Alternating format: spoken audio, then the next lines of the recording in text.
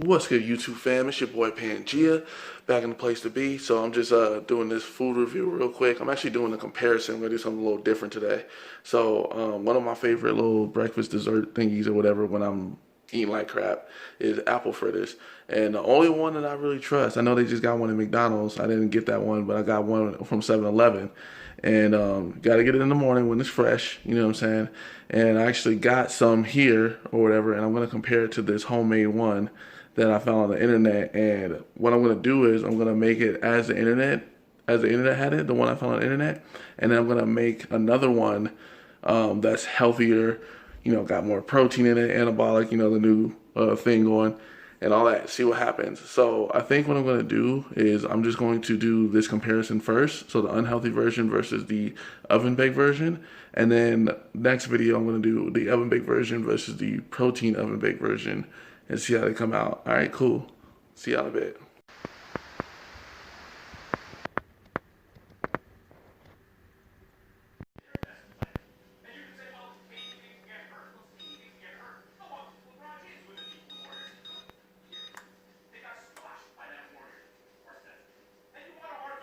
So the first thing we're gonna need is some flour. I'm using all-purpose.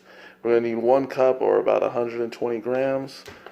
Next thing we're gonna need is some sugar. I'm using sweetener because I don't keep sugar in the house really. But we're gonna use about 1/4 of a cup of this. I don't know the exact grams to that, but I can put that in the description below, so you'll see that in a second. All right, next thing, you know, we're gonna be using that baking powder. I'm gonna use about a half a teaspoon, or not teaspoon, tablespoon, sorry, of this. All right, next we're gonna use about a half teaspoon of salt. So after you put all the spices and the salt and everything in there, all the dry ingredients, you just go ahead and mix it up. So you see here, we just got an apple chopped up. Just did 1 apple, just chopped it up in about 1/4 of an inch pieces. I mean, they don't have to be perfect. Obviously, some of these are a little bigger. I might chop up a little more. But this is what you gotta have here. Y'all just mixed in all the dry ingredients. I freaking put too much cloves in there. I'm mad about that. So the smells in here are, I mean, it smells good, don't get me wrong, but it's just, no. You don't want to smell that much, so I had to scoop a little bit of it out. But now we're going to put the apples in there, the sliced apples in there, and try to get that mixed in. So here's the result of that. And now we're going to mix all the wet ingredients. So for the wet ingredients, we're going to do apple cider, eggs, the egg, melted butter, and vanilla. We're going to stir all these in there. I only got a little bit of apple cider left, so I hope it's enough. All right, so here are all the wet ingredients. We're going to mix these together, and then we're going to throw these into the dry ingredients. All right, so y'all, I'm not doing this right. Well, I am, but I'm not. So I'm trying to mix it up, but I think I put it in too big of a thing, and I just don't feel like making a mess. So we're just gonna throw all this in there now, because it's the next step anyway. And then we're just gonna mix it up and get that going. So it should all mix up a lot easier this way. All right, y'all, so after we got the oven preheated to 400 degrees, we're gonna go ahead and spray that. And then we're gonna put this mixture in here. It should look something like this, this consistency. See, it came out just fine. My klutziness did not ruin the recipe, so that's a good move. All right, but we're gonna literally put these, I'm probably gonna split it into like maybe 4 or 5. However you wanna size it up is up to you. I think I'm gonna do 4 or 5, maybe 6, depending on how it looks. All right, yo, real quick, pro tip. If you're having trouble like getting it off, whether it's like any kind of dessert or like cookies or whatever the case may be, use 2 spoons to kind of get that nice scoop going. It's made a world of difference for me. I'm not going to be able to film it here, but I'll show you the result afterward. All right, so this is what they're looking like. I know they don't look like much, but when you put them in the oven, they're going to firm up really nicely. That was just a bowl. Yeah, they're going to firm up really nicely. So what we're going to do is we're going to put it in here for about 8 minutes, I'd say. 8 minutes, and then we're going to open it up and then flip them over and cook them for another 8 minutes. So I'll show you guys what they look like once I flip them. Before I flip them, and then we'll get it going. So while the apple fritters are in the oven, we're gonna make a little glaze real quick. So these are the ingredients. I'm probably gonna use about, it says 1 cup, but I'll probably use about 3/4 cup because I don't want it to be super sweet. Matter of fact, I might even use half a cup.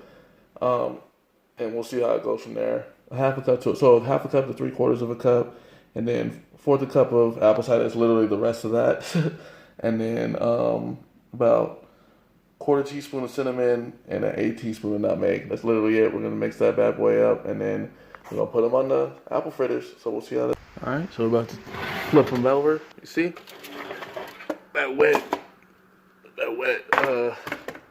side that look when it came in the oven, like they're already starting to take really good shape. So we're just gonna flip them over.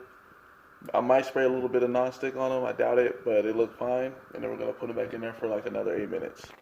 So I'm actually gonna put it in for 6 minutes because they were like a lot done when I had taken them out and flipped them over. So we're gonna see how they look after 6 minutes, and hopefully they turn out really good. All right, so this is about the consistency that you want. Do you mix it? Kind of want it to be like borderline like creamy, I guess is the word for it. I'm gonna put it in the microwave for like maybe 30 seconds just to give it a little, just so it'll warm up or whatever. By the time I know it could warm up by the time you put it on the apple fritters, but I want that to stick to it. So yeah, I'm gonna put that in the microwave, and then once they're done, it should have about less than 3 minutes left. Then I'll put them on the apple fritters and we'll get a taste. All right, y'all. So here we got them right here. Here's the one I just made, and here's the one from 7-Eleven. Off the bat, you can see there's a clear difference in like look. You know what I mean? This one's a lot deep fried. You can tell it's deep fried and all that stuff. It's got a different type of frosting to it, where this is a lot healthier. It's got like sweetener. I use powdered sugar, or powdered sweetener rather, instead. And I mean, you can't even really see the apples in that like at all. I don't even know if there even are apples in it. To be honest with you, I just always just ate it. You know what I'm saying? So. But yeah, here we go. We're gonna see how this goes. We're gonna try the 7-Eleven one first. I just warmed it up. I already know how it tastes. I've had it a million times, but the point is to make sure that it has the, my palate is clean. Let's see how it tastes. All right, so.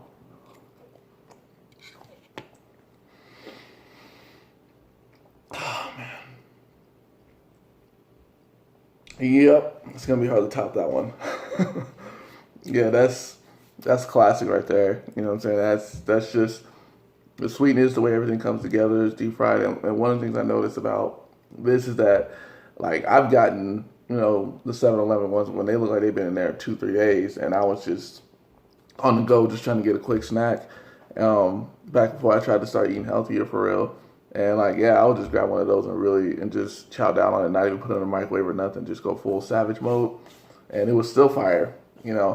So I mean it's gonna be really hard to beat that one, but let's see how this old one tastes. I need to drink some water so I can clear my palate a little bit. All right, I'm gonna drink some water. Quick side note: make sure y'all getting your water in, man. Try to get at least a half gallon to a gallon. I get in at least a half gallon. I'm trying to work my way back up to a gallon. I used to do it every day, but I kind of felt falling off. So, anyways, back to the recipe. Let's see what it looks like. That's what it looks like right there. It looks pretty good. You know what I mean? Looks pretty good. Got the glaze is melted onto it, so it's stuck pretty well. So that's a good sign. So yeah, let's see how it tastes.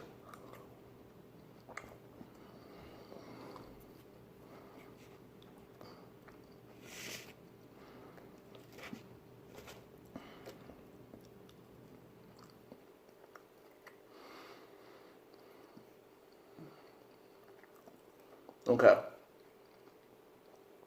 So the first thing I noticed, and this isn't just because I bought it from the 7-Eleven from the store.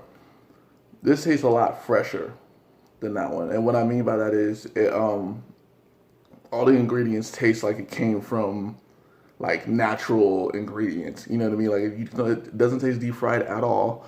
It tastes like it.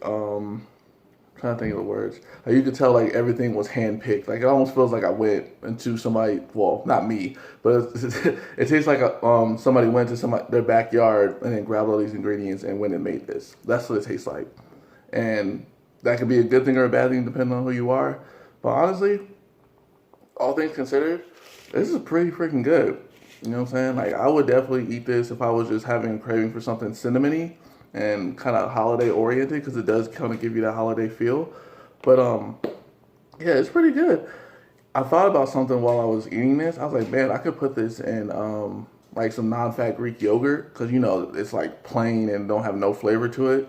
You put this in there, it's sweet enough, cinnamon enough. It's definitely gonna give you that flavor that you want. And yeah, so I think I'm gonna try that because I have 4 other ones over there.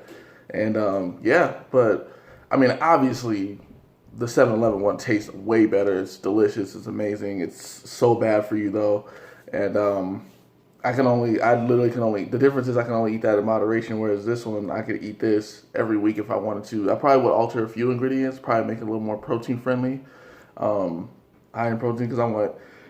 Excuse me, my goal is for everything that I eat to have every meal that I have to have a high amount of protein in it, and this will be considered like a snack or whatever. So I wanted to have at least 20 grams of protein in it, and that's kind of where the Greek yogurt would come in. But I still would want to like at least maybe instead of doing the full cup of flour, maybe do half flour, half protein powder, just to kind of add it up a little more, and that should bump it up to around 25 grams of protein. So I think what I'm going to do is I'm going to put this in all the ingredients for the oven baked one in the description, the macros for both, and I'll let you guys decide. See if you can make it for yourself and see how you feel about it. But obviously the 7-Eleven one tastes better. This won't crush your apple fritter cravings per se, but it'll definitely crush your sweet cravings for sure. So that's all I got, guys. I'm gonna keep it short here. I know I'm being long-winded, so hope you guys know well. More videos coming soon. Love you. Peace out.